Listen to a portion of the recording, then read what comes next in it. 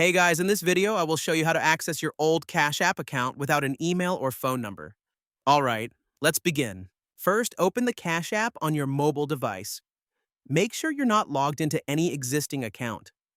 When the login screen appears, you'll normally be asked to enter the email or phone number linked to your old account. Since you no longer have access, you'll need to contact Cash App support directly. Initially, you'll need to create a new Cash account. Now, tap the profile icon in the top right corner, then select Support. Next, choose something else. Scroll down and look for the option named Chat.